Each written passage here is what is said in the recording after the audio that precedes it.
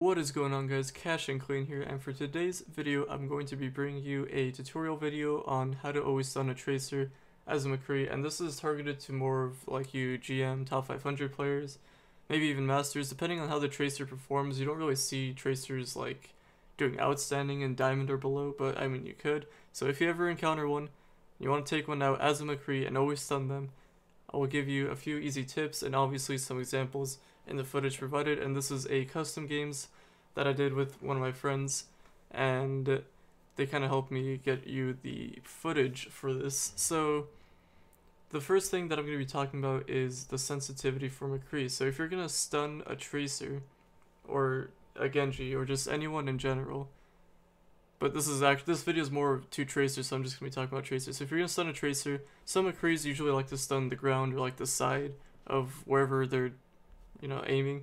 So if you decide to stun the ground and the tracer like stops because you stunned them, you want to be able to move your analog stick to their head quickly.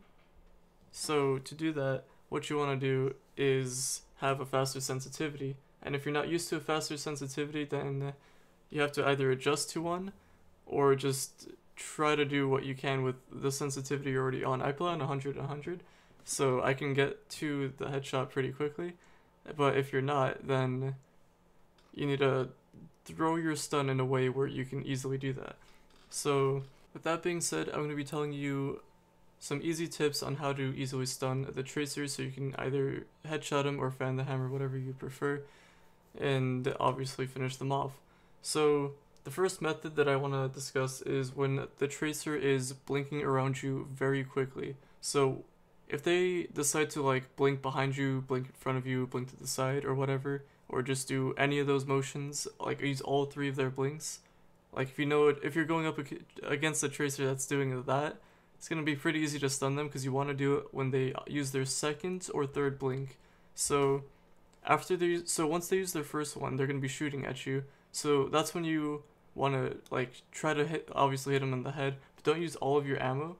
You want to make sure you have like at least like you want to have like some saved over so you can usually do the stun headshot combo.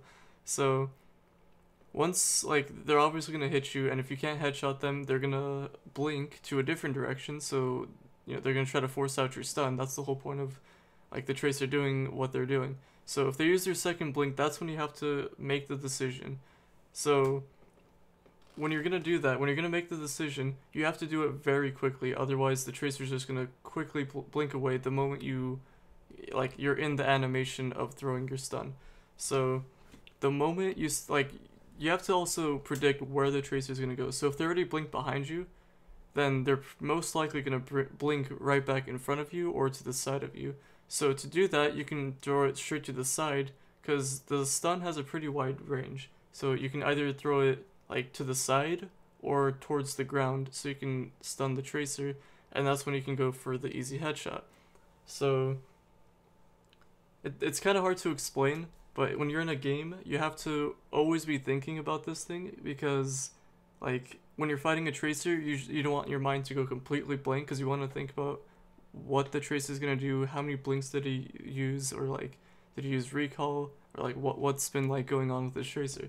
So if you can't stun them on the second blink, if you think it's too difficult, you can't like see them fast enough, then you have to do it on the third blink, otherwise they're gonna use recall.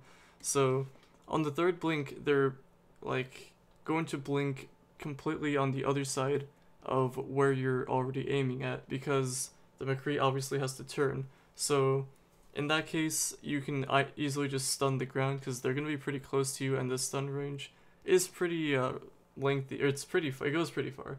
So you can easily stun the ground and go for your easy headshot or fan the hammer. So that's what you want to do if they're gonna like abuse their blinks. But if you're playing against a tracer that likes to use, maybe a blink and recall, or like two blinks and recall, then you have to be thinking about where the tracer came from, because if you're fighting that tracer for a long time, you have to be keeping count of like how many blinks did they use? Do they have another blink ready? Or do they have recall up? If they have recall up and they use like 3 blinks, then you want to go back to where they used their first blink and throw your stun there as soon as they respawn with their recall. Because if you can easily predict where the tracer is going to be, it's going to be a lot easier for you to finish them off and like get rid of them from the other team and make them switch off because they're just not doing their job. So if you can do those simple things, then you can easily stun the tracer. So the main thing that I want everyone to focus on and just keep in mind is that when you're fighting the tracer, don't let your mind go blank. Try to keep in mind the few things that the tracer has been doing. Does she have pulse bomb? How many blinks did she use? Did she use recall? All these different things. And try to use your stun the moment they blink. Because if you hesitate or like wait a little bit, they're instantly going to blink or use recall. So you have to make the judgment very quickly. And if you don't do it quickly enough, they're obviously going to take you out. So you have to make the decision quickly. Otherwise, you're basically dead, or unless you can headshot your way out of the situation. So that's basically all the tips I wanted to give out. If there's anything I missed, I might add it in the comments or make another video on it and actually like explain it a little bit better with like different footage, like maybe some actual in-game footage. I don't really play McCree too much in competitive because I obviously fill for the team. Probably not on the account that you're watching it right now. I don't fill on this account, but on my main account I just fill, so I don't really play McCree as often as I would like to. So that's basically it. I just wanted to put that tip out there because I've been seeing a lot of McCrees lately and they just seem to struggle fighting against tracers, and hopefully this tip can help you, and if it doesn't, then maybe I can find a different way to help you guys fight tracers, because for me personally, like, it depends on the tracer. I can stun them most of the time, but like if I actually paid attention more and kept track of their blinks and their recall, I'd probably be a lot more efficient with it. But I just kind of don't. I blink out, like I obviously said in the video. You don't want to do that when you're fighting a tracer, or just anyone in general. Well, maybe if you're just, it depends on who you're fighting and how good they are. If they're a good tracer, want to be keeping all these things in mind, like I mentioned before.